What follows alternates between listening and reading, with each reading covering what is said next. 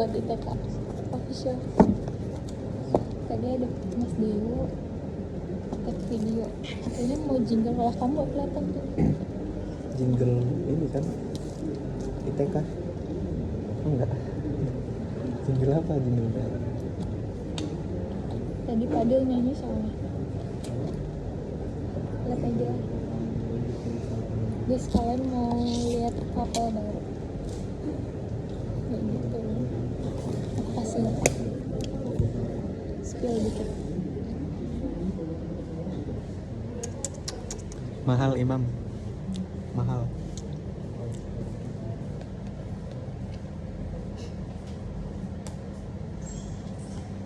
Kalian jagain ya guys.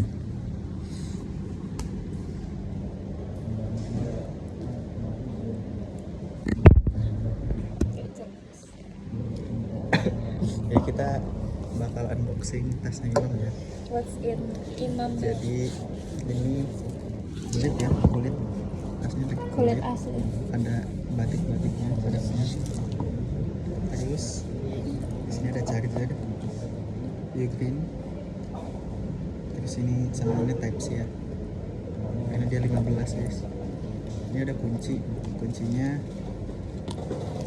dari lanyardnya ini tebel ya dan halus, cukup fancy lah kelihatannya dengan lambang Nusantara. Di sini ada kunci motornya, keyless, NMAX. Di sini cukup gede ya ininya. Perlu juga kayak itu. Terus di sini ada sedikit korosi. Jadi biasanya ini karena kena angin dan kena air guys. Gitu. Jadi makanya dia korosi. Nah di sini korosinya apa ya? Aku lupa. Pokoknya dia lawannya dari uniform. Jadi dia cuma di titik-titik sini aja. Nih. Jadi cuma titik-titik aja. Aku lupa namanya ya. Apa ya namanya ya? Pokoknya korosinya itu bukan yang uniform tapi lawannya.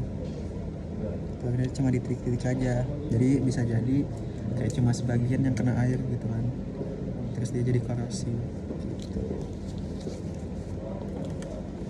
Anjir. Itu doang. Lanjut terus di sini. Aku lagi baca ini guys, 10 tokoh paling berpengaruh di dunia. Dan di sini nomor satunya itu ada, tebak siapa? Bukan Yesus Kristus. tapi Nabi Muhammad Shallallahu Alaihi Wasallam. Nah di sini penulis menjelaskan kenapa Nabi Muhammad bisa nomor satu. Jadi dulu di Arab itu nggak semaju kayak di negara-negara lainnya, kayak misalkan di Italia atau di belahan bumi lainnya lah.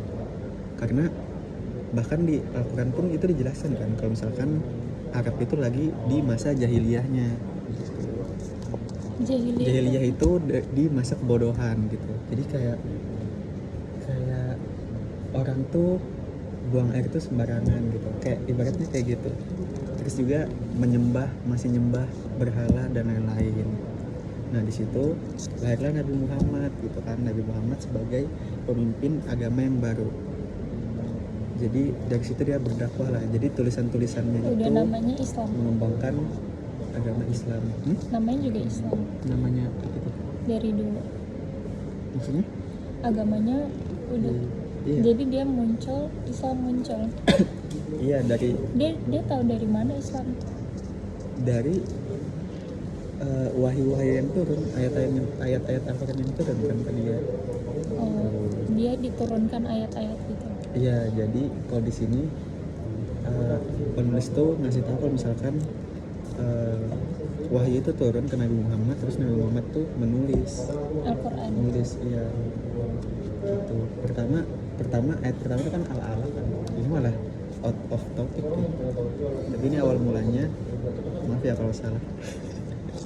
Awal mulanya itu ayat yang turun itu kan yang itu yang Iqra. Al-alaq, Iqra bismillahirrahmanirrahim. Pokoknya itu tentang membaca. Nah, jadi di situ Nabi Muhammad disuruh membaca dulu gitu. Terus nanti di sini di bukunya ini Nabi Muhammad itu nanti dapat wahyu terus dia diturunkan maksudnya dapat wahyu terus Nabi Muhammad tuh nulis apa yang diturunkan ke dia gitu, wahyunya itu apa.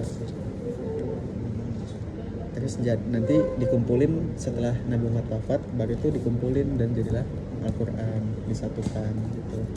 Nah, kenapa bisa nomor 1? Karena dampak Terbesar. yang diberikan Nabi Muhammad itu lebih besar dari Yesus Kristus. Kenapa? Karena di situ bukan cuma sebagai pemimpin agama, tapi Nabi Muhammad itu juga sebagai pemimpin sebuah negara gitu. Kan itu dia. Nah, kalau Yesus Kristus dia nggak sebagai pemimpin negara, cuma sebagai pemimpin agama. Terus juga efeknya. Tapi dia nomor 3. Nomor 2 siapa tadi? Buddha kalau nggak salah. Oh, Isaac Newton. Nggak baca. Sorry.